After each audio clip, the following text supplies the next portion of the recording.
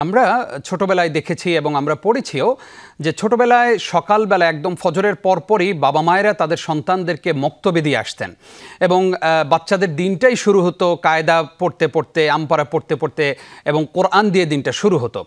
এখন আমরা দেখতে পাচ্ছি যে মক্তবগুলোতে আর আগের মতো সেই ছাত্রছাত্রী খুঁজে পাওয়া যাচ্ছে না। বাবা মারাও এখন আর আগের মতো আগ্রহ বোধ করছেন না সন্তানদেরকে মক্তবে দিয়ে আসতে। তার মানে কি দিন দিন মক্তবের প্রয়োজন ফুরিয়ে গেছে? ধন্যবাদ আপনাকে। এটা খুবই দুর্ভাগ্যজনক একটি বাস্তবতা যে একদিকে আমরা দেখি যে সকালে যে মক্তব ব্যবস্থা চালু ছিল, স্কুলগুলোকে এমনভাবে আপনার সেগুলোর টাইমকে এমনভাবে সেট করা হয়েছে যে সকালে বাচ্চাদের মক্তবে যাওয়ার সময় আর থাকছে না। যার ফলশ্রুতিতে স্কুল থেকে ফিরে আসার পর আফটার স্কুল মক্তব হিসেবে অনেকগুলো মক্তব চালু করতে হচ্ছে এবং শিক্ষার্থীদেরকে স্কুল থেকে এসে আলাদা করে তাদের ধর্মীয় শিক্ষা গ্রহণ করতে হচ্ছে। একটা দেশের মানুষের পালস এবং জনগণের আশা আকাঙ্ক্ষা এবং চাহিদা, এটাকে লক্ষ্য রেখে সে দেশের সবকিছু সাজানো উচিত, সেটাই অন্তত গণতন্ত্রের দাবি। কিন্তু দুর্ভাগ্যজনক বাস্তবতা আমাদের সমাজে ধর্মীয় ইস্যুতে মানুষের সেন্টিমেন্ট, মানুষের আশা আকাঙ্ক্ষা এটার পরিপন্থী কাজ করাই যেন সবসময় আমাদের রাষ্ট্রযন্ত্রের একটা অভ্যাসে পরিণত হয়েছে।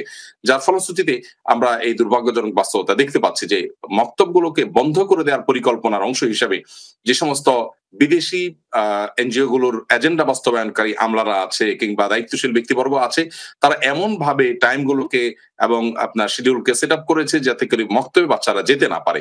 ফলশ্রুতিতে বাবা মার উপর আলাদা বোঝা বা আলাদা একটা চাপ তৈরি হয়েছে, তারা স্কুলের পর সন্তানদেরকে আলাদা করে মক্তবের ব্যবস্থা করতে হচ্ছে। এবং আমরা যেটা নিয়ে আলাপ করছি, শিশুদের ধর্মীয় শিক্ষার গুরুত্ব, বিশেষ করে প্রাইমারি স্কুলে ধর্মীয় শিক্ষক নেই অথচ বই আছে, ক্লাস আছে এবং পরীক্ষা আছে।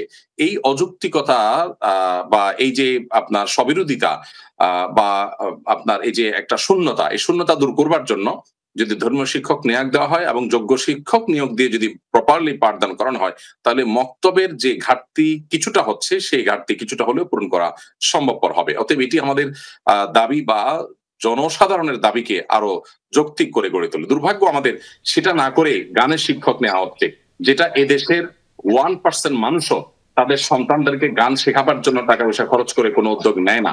সেই দেশে গান চাপিয়ে দেওয়া হচ্ছে। আর ধর্মীয় শিক্ষক মানুষ নিতে চায়, ধর্মীয় শিক্ষা মানুষ নিতে চায়, কিন্তু সেটা ইগনোর করা হচ্ছে। এটা দুর্ভাগ্যজনক একটা বাস্তবতা। তো মক্তবের এই কালচার, এখান থেকে আমাদের সন্তানদেরকে আমরা যদি সুন্দর আদর্শ এবং নৈতিকতা শেখাতে পারি, তাহলে তার সুফলটা আমরাই দিন শেষে পাবো।